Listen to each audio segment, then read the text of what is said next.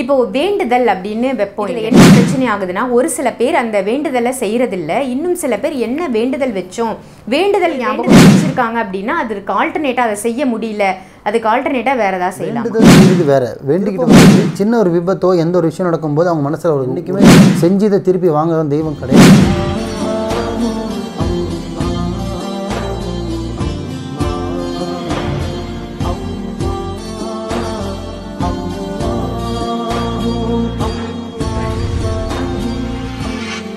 மறுஜென்மம் நேயர்கள் அனைவருக்கும் அன்பான வணக்கங்கள். காவாங்கரையில் இருக்கக்கூடிய மாலிக் பாய் அவர்களை தான் இன்றைக்கி நம்ம சந்திக்க வந்திருக்கோம். வணக்கம் பாய்.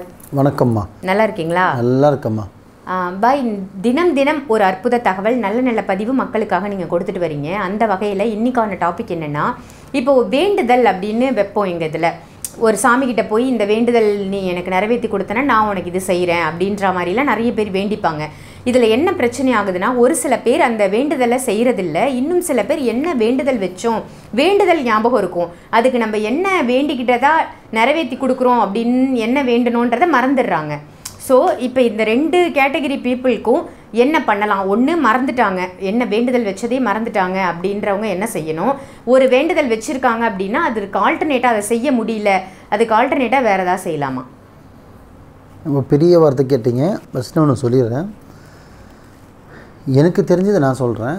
பொதுவாக பார்த்தீங்கன்னா, அது இஸ்லாத்தில் இருக்கட்டும், கிறிஸ்தவரில் இருக்கட்டும், இல்லை ஹிந்துஸில் இருக்கட்டும், எந்த ஒரு கோவிலுக்கோ, திருப்பதிக்கோ, பழனிக்கோ, எந்த கோவிலுக்கு போனாலும் சரி, எங்கே போனாலும் சரி, வேண்டுதல்ன்றது பார்த்திங்கன்னா, நான் இது செய்கிறது முதல்ல அப்புறம் சொல்கிறேன். முதல்ல என்ன செய்யணும்னு சொல்கிறேன்.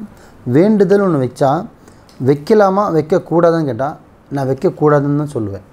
வேண்டுதல் வைக்கக்கூடாது. ஏன் அப்படின்னா, வேண்டுதல் செய்கிறது வேறு, வேண்டிக்கிட்டு வர்றது வேறு. எனக்கு இந்த விஷயம், இப்போ எக்ஸாம்பிள், ஒரு தர்காவுக்கு போகிறோம், அவளே எனக்கு இதை செஞ்சு கொடுங்க, என்னால் முடிஞ்சு நான் இதை செய்கிறேன், அப்படி வேண்டலாம். இப்போ ஒரு முருகர் கோயிலுக்கு போகிறோம், முருகர் நம்ம வேண்டும் வழிபடுறோன்னா, முருகர் வழிபடுறவங்களுக்கு எனக்கு முடிஞ்ச இந்த கோயிலுக்கு என்னால் முடிஞ்சது நான் செய்கிறேன், இது தான் வேண்டணுமே தவிர, நான் ஸ்பெசிஃபிக்காக சில பேர் பார்த்தீங்கன்னா நான் இது பண்ணி தரேன், நான் அது பண்ணி கொடுக்குறேன், நான் ஆடு பலி கொடுக்குறேன், கோழி வெட்டி கடை போடுறேன், இந்த மாதிரி விஷயம்லாம் சொல்லுவாங்க. பர்டிகுலராக இது செஞ்சிடறேன்னு சொல்லுவாங்க. அந்த மாதிரி செய்யும்போது அது பார்த்திங்கன்னா, சில பேர் வேண்டுறவங்க வந்து வசதி இருக்கிறவங்க அதை கரெக்டாக வழிபட்டுறாங்க, கரெக்டாக செஞ்சு முடிச்சிடறாங்க. சில பேர் பார்த்திங்கன்னா அதை மறந்துடுறாங்க. என்ன சொல்லுது, வேண்டிட்டு வந்ததே மறந்துடுறாங்க. அப்படி இல்லையா, அந்த வேண்டுதல் கொஞ்சம் கிட்ட நடக்கும்போது அவங்க மறந்துடுறதால அதுவே அவங்களுக்கு அப்படியே திருப்பிடுது. திருப்பும்போது சின்ன ஒரு விபத்தோ எந்த ஒரு விஷயம் நடக்கும்போது அவங்க மனசில் ஒரு உறுத்தலாக இருக்கும். என்னென்னு, நான் போனதான் அந்த கோயிலுக்கு போயிருந்தேன், நான் இதை வேண்டியிருந்தேன், அதை நான் செய்யலை, அதனால் இப்படி நடந்துருச்சு அபசோகமானு. அந்த மாதிரி எந்த ஒரு தெய்வமும் வந்து அபசோகம் வேலை செய்யாது. எந்த ஒரு தெய்வமும் வந்து நீங்கள் வேண்டிட்டு வந்துட்டீங்க, நீ எனக்கு நீ வேண்டிட்டு போய் எனக்கு கொடுக்கல, அதுதான் உனக்கு திருப்பி நான் செஞ்சேன்னு எந்த தெய்வமும் செய்யாது.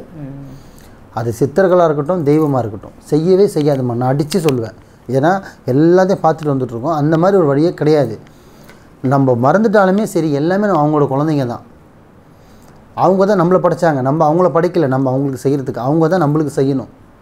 புரியுதுங்களா? வேண்டிக்கலாம். எப்படி வேணும்னு கேட்டிங்கன்னா, எனக்கு இந்த வேலை நடக்க வேண்டியது இருக்குது, இது உங்களை நம்பி வந்திருக்கேன், உன்னால் முடிஞ்சு எனக்கு செஞ்சு கொடு. அது சித்தராக இருந்தால் கடவுளை வச்சு, இப்போ எங்கள் அவளியாட்ட என்ன பண்ணுவோம், அவளியா நீ கொடு, அவளியா கொடுன்னு கேட்க மாட்டோம். எங்களுக்காக நீங்கள் அல்லா கிட்ட துவா கேளுங்க. அவங்களுக்கு சலாம் சொல்லிவிட்டு அவளியா கிட்ட போனால் எங்களுக்காக நீங்கள் துவா கேளுங்கன்னு. இதை தான் நாங்கள் வேண்டுறது. இப்போ அதே நீங்கள் போகும்போது முரட்டை கேட்குறீங்கன்னா உங்களோட வழிபாடில் நீங்கள் கேட்கலாம். ஆனால் இது செய்கிறேன், நீங்கள் இதை செய்யணும் என்றைக்குமே வேண்டக்கூடாதுமா. நான் அடித்து சொல்லுவேன், இது வேண்டுறதை நீங்கள் இப்படி மாற்றி வேண்டிவாங்க. எனக்கு தேவையானது, எனக்கு இந்த விஷயம் நடக்கணும், எனக்கு முடிச்சு கொடுங்க, என்னால் முடிஞ்சது நான் இது செய்கிறேன்னு தான் சொல்லுமே தவிர, இதுதான் செய்வேன் இதுதான் செய்வேன்னு அங்கே கூலி பேசக்கூடாது. கூலி பேசக்கூடாதுமா. கூலி பேசினாலே முடிஞ்சிருச்சுமா. அப்படி பேசவே கூடாது. என்ன இது பண்ணி கொடுங்க, நான் இதை பண்ணுறேன் அப்படின்னு முதல்ல வேண்டணும். அதே மாதிரி வேண்டிட்டு வந்ததை பண்ண முடியல, மறந்துட்டாங்க.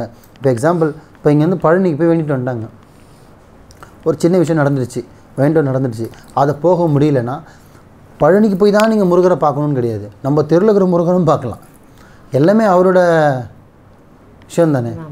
அதுக்கு என்ன வேண்டிட்டு வந்தோமோ அதுக்கு அந்த பரிகாரம் நம்ம இங்கேயே செய்யலாம்.